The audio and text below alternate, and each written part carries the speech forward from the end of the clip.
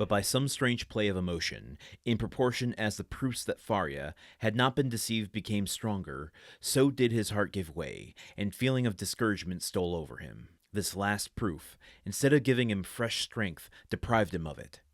The pickaxe descended, or rather fell. He placed it on the ground, passed his hand over his brow, and remounted the stairs, alleging to himself, as an excuse, a desire to be assured that no one was watching him, but in reality because he felt that he was about to faint. The island was deserted, and the sun seemed to cover it with its fiery glance. Afar off, a small fishing boat studied the bosom of the blue ocean.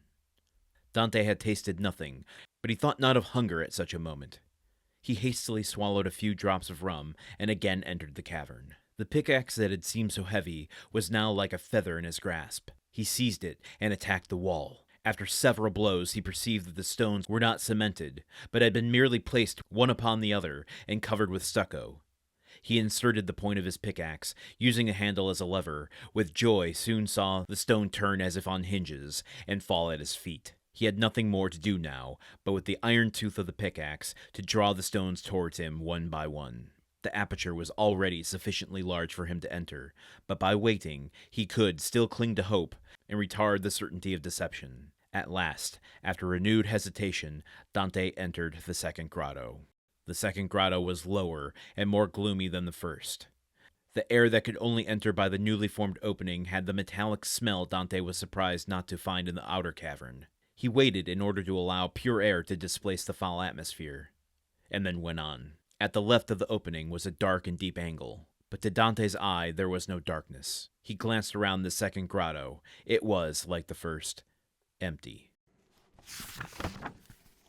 So here's something I'm finding kind of peculiar, and this might just be, my brain matrixing and trying to find patterns where there aren't any, but what I find interesting is that we are reading essentially a page a day here, and I've kind of indiscriminately chosen the episode breaks outside of like roughly aiming for about 2.5 minutes of read time per episode, like roughly a page. So the episode breaks of this podcast aren't intentional the way that Dumas would end a chapter.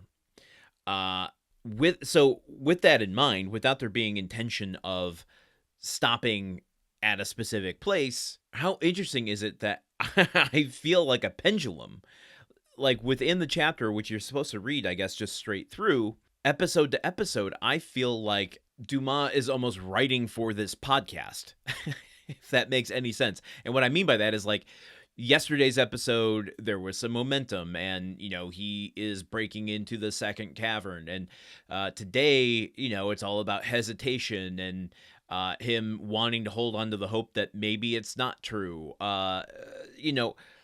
This back and forth just seems so oddly fit to this podcast format that Dumas is essentially developing suspense, at least in this chapter, and a lot of chapters we've seen up till now, by ping-ponging Dante and his experience from, one extreme to another, almost page to page. But that aside, I guess this chapter is all about me really striving to find strained metaphors for and symbols for Dante's experience and what Dumas could be intending. But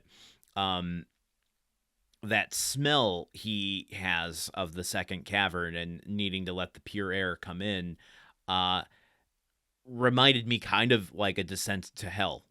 That while there might be treasure down here, what is Dante sacrificing of his soul, his morals, his greater good of conscience to retrieve it? There's not a pool of fire that he has to go through here, but, just like that smell at the gates of Hades that Orpheus has to endure in order to bring Eurydice back. I think it's just Dumas subtly playing in that mythical playground a little bit more. And Dumas, I think, really showcasing his serialization technique here, ending, not that he ended this in, the serials, but showing the back and forth of hope and hesitation and doubt and renewed energy here ending with him finding that second grotto, that, second angle, etc., from, the myth, breaking into it and finding